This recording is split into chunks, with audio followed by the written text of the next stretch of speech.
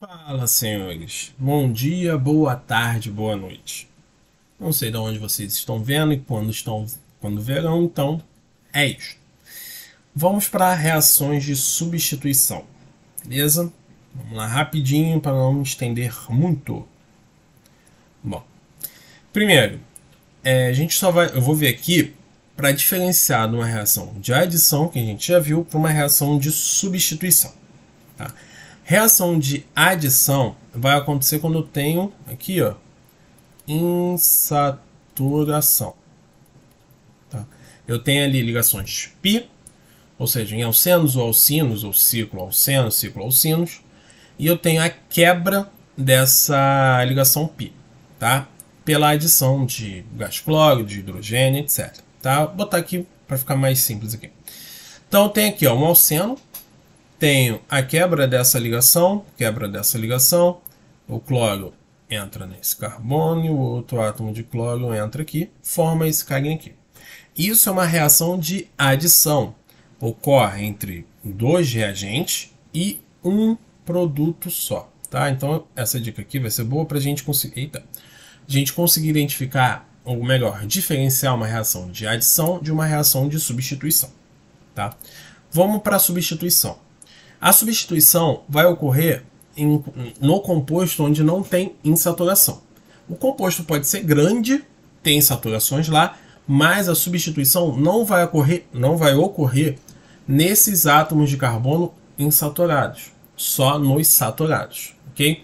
Então eu tenho aqui ó, um metano, eu tenho o gás cloro, tem um rompimento dessa ligação, obviamente, e rompimento desse daqui.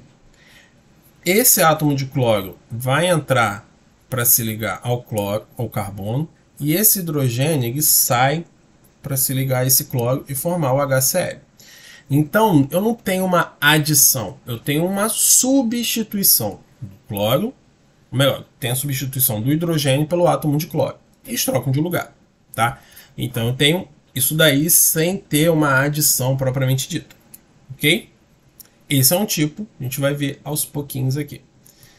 Então, como a gente já viu, a halogenação ocorre dessa forma. Então, ocorre a formação de um haleto orgânico, no caso aqui, ó, é um haleto orgânico e um ácido inorgânico, tá? No caso, o HCl, mas se fosse o BR aqui, seria HBr e assim por diante, ok?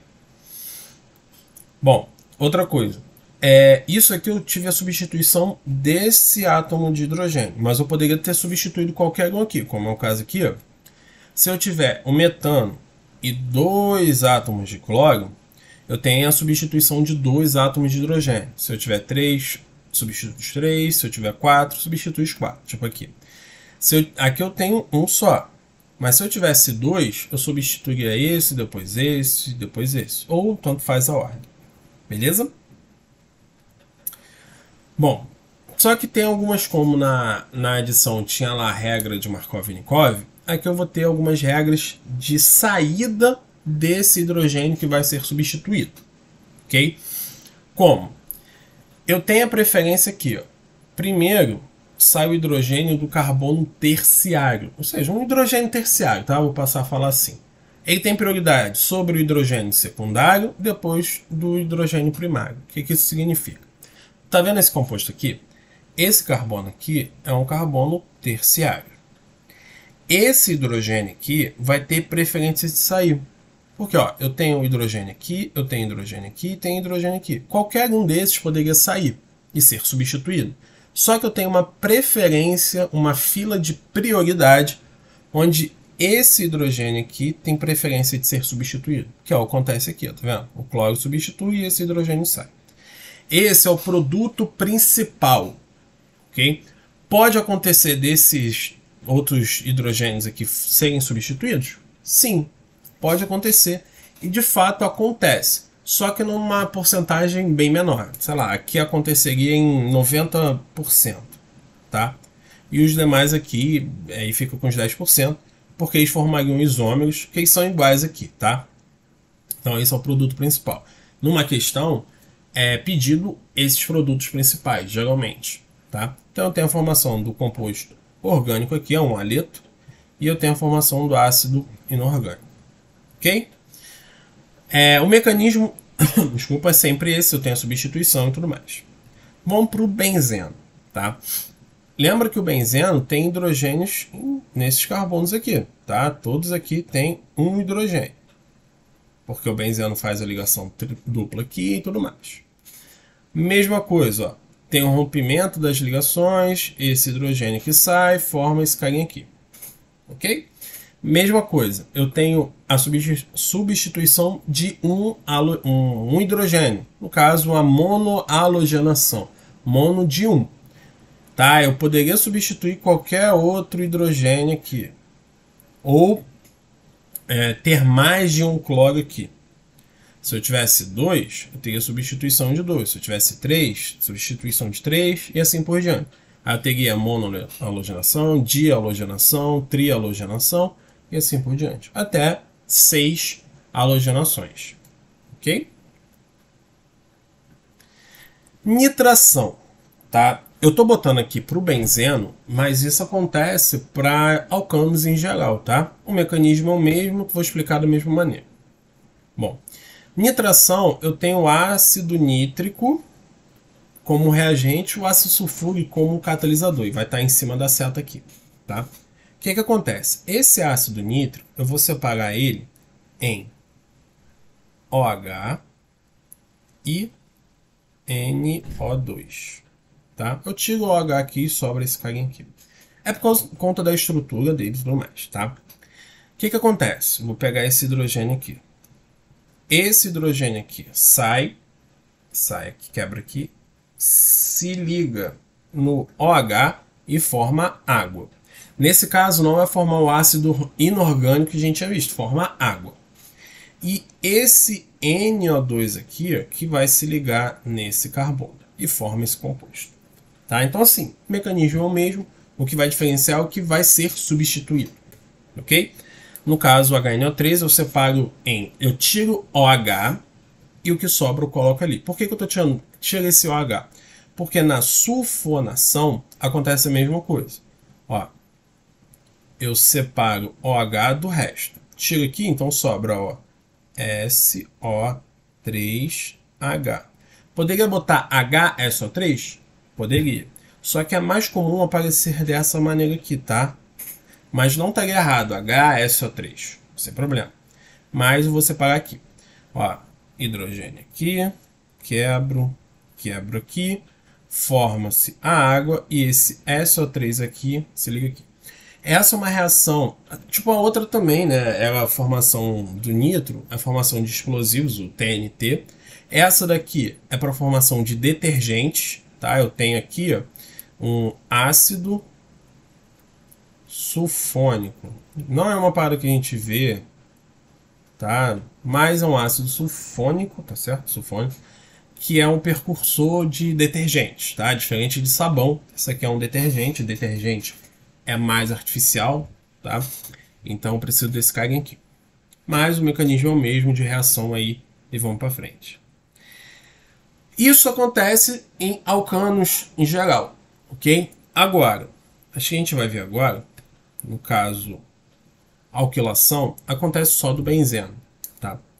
Bom, qual a diferença? O reagente e o catalisador, tá?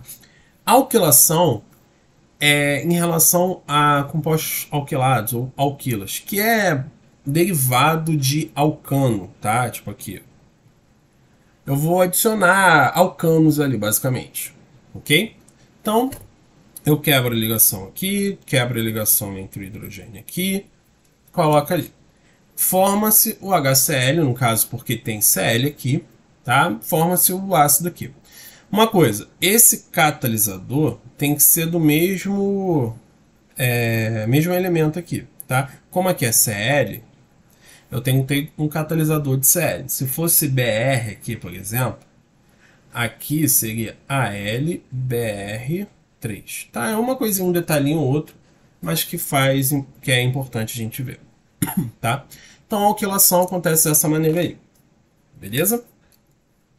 Agora, acilação. Eita, calma aí. Ué. Não tá aqui.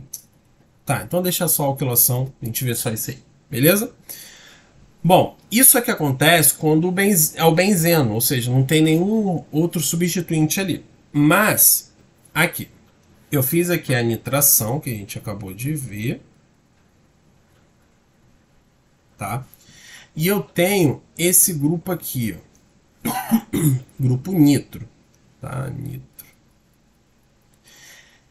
Se eu tiver uma outra reação qualquer, tá? Eu tive uma outra nitração aqui.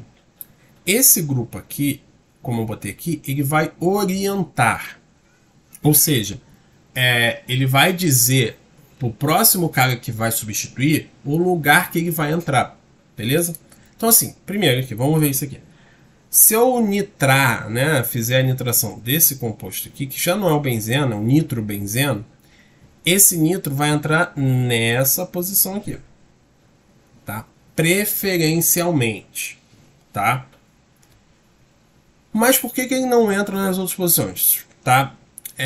Eu tenho alguns orientadores, tá? Nesse caso, eu tenho aqui, ó, orientadores orto para e orientadores meta. Mas primeiro, vamos ver aqui, vou puxar aqui, vou desenhar um benzeno aqui, vou desenhar aqui.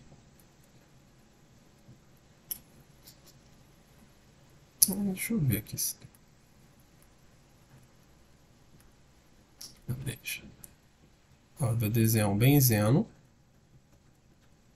tá?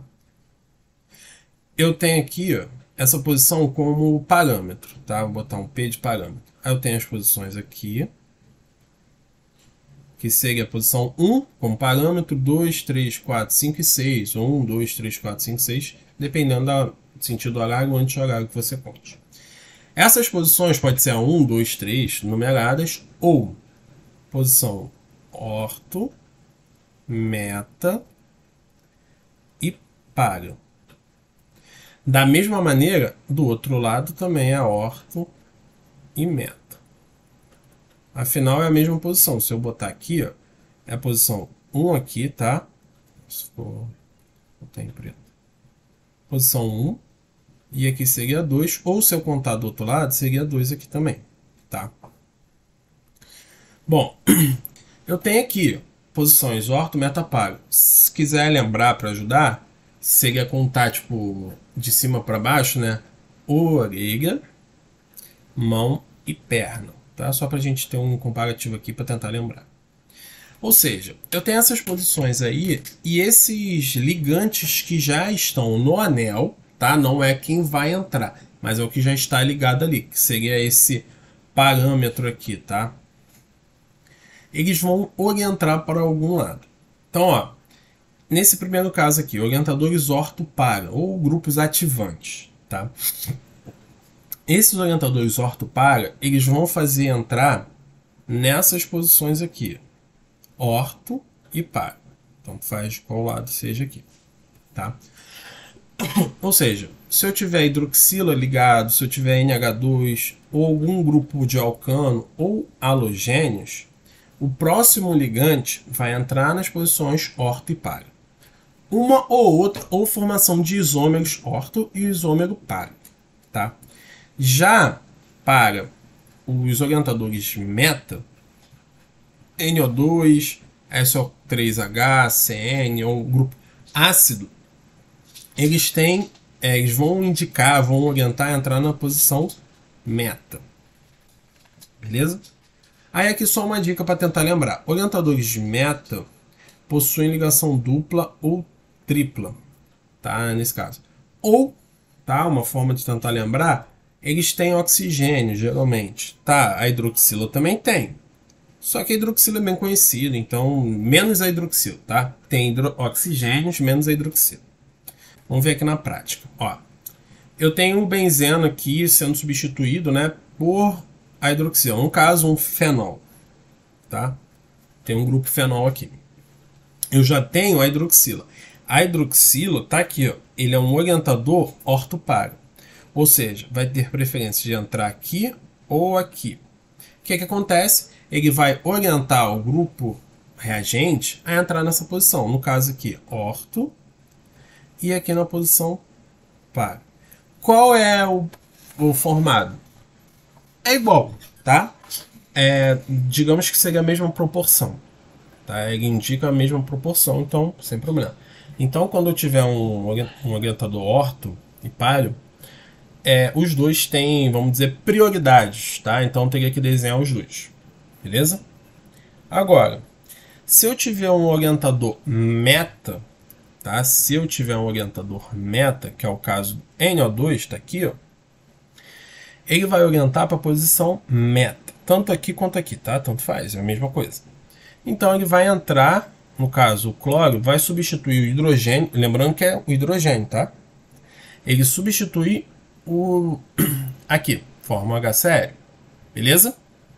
Então eu tenho que ver esses orientadores, que eu vou voltar aqui, ó, eu tenho que ver esses orientadores para saber a próxima substituição que vai ocorrer. É algo comum? Não, tá? Não é tão comum. Isso no vestibular, tá? Que eu quero dizer. É comum a primeira. Deixa eu botar aqui. Isso aqui é mais comum, tá? A primeira substituição do que a segunda, terceira e tal. Beleza? Mas isso daqui seria a formação de TNT, por exemplo. O TNT, o explosivo TNT, que aparece em desenho e tudo mais, é esse carinha aqui. Eu tenho CH3, eu tenho 3 grupos nitros aqui. Por isso que TNT, que é trinitrotolueno. Tem o NO2 aqui. Então eu tenho primeiro o benzeno sofrendo a substituição desse cara e depois esse daqui. Opa, aqui é N2. Por quê? Esse grupo CH3 aqui, ele é um orto para dirigente. Então eu substituo primeiro esse carinha aqui para depois substituir esse. Mas isso não é tão comum. Beleza? Então é isso. Tá? Espero que tenham gostado, tenha ajeitado aí para vocês. Beleza?